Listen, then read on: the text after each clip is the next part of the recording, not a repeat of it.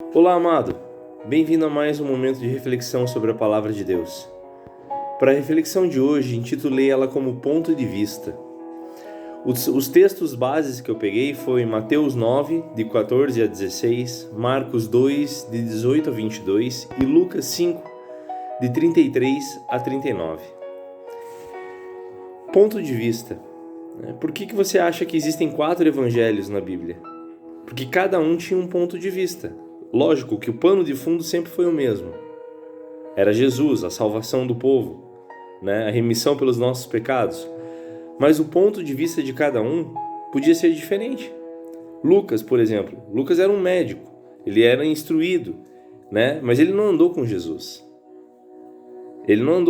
Então o evangelho de Lucas está baseado naquilo que ele ouviu e naquilo que ele possa ter testemunhado de uma outra forma, com os outros evangelhos, então, proferindo milagres e maravilhas. Mas ele não caminhou com Jesus, diferente dos outros que caminharam. Então, cada ponto de vista é importante nesse caso, dos 4 evangelhos, porque cada ponto de vista pode edificar você de uma forma diferente. Uma coisa que você possa estar passando, um deles passou ou comentou sobre isso, e isso pode edificar a igreja como um todo. O importante é nós respeitarmos o ponto de vista das outras pessoas sobre uma mesma situação. E nunca julgarmos uma história só por um lado. Toda a história ela tem mais de um lado. Às vezes pode ter 2 lados, 3 lados, depende do número de pessoas que estavam envolvidos naquela história. E a gente precisa entender e ouvir o ponto de vista de cada um. E aí tirar a nossa conclusão. Nesse sentido. Por isso que o júri é feito dessa forma. As 2 partes estão ali, todo um jurado, e cada uma das partes coloca suas opiniões sobre a situação. Seja um crime, seja o que for. Existem sempre 2 partes, para você ouvir as 2 partes. E aí você tira uma conclusão mais assertiva, vamos dizer assim. Agora, se você escuta só um lado, a tua tendência sempre vai ser pender para esse lado. Você nunca vai conseguir ser imparcial se você não escutar os 2 lados da história. E nós precisamos respeitar, então. Muitas vezes, quando a gente é disciplinado ou comentam com a gente alguma coisa que a gente está fazendo de errado ou dão uma dica, a nossa primeira reação é contrária. Não, peraí, não é assim e tal. E às vezes isso até irrita a gente, de certa forma. Mas se você parar para digerir aquela situação, pode ser que você veja que aquela pessoa estava certa. Ou não, ela não estava totalmente certa, mas em partes ela estava certa. Ou você pode chegar à conclusão que não, ela não estava certa em nenhuma parte.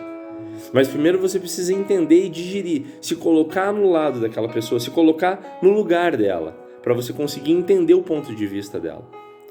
E isso, querido, não serve só para a nossa vida cristã. Isso serve para a nossa vida como um todo, independente se você é cristão, ateu, espírita, seja o que for. Você precisa sempre respeitar a opinião do outro, ter sempre as 2 partes, ou as 3 ou as 4 partes da história, dependendo de quantas pessoas estavam envolvidas, para tirar suas conclusões. E você precisa sempre tentar digerir a opinião do outro sobre uma situação sua.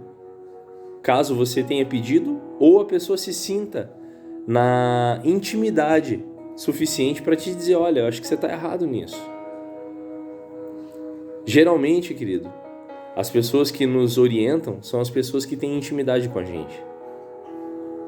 Mas para que você tenha essa orientação como bênção na sua vida, você precisa então digerir essa informação e ver até onde ela estava certa, ver até onde ela estava sendo assertiva, naquilo que ela estava opinando sobre você, ou sobre a sua vida, ou sobre as suas atitudes.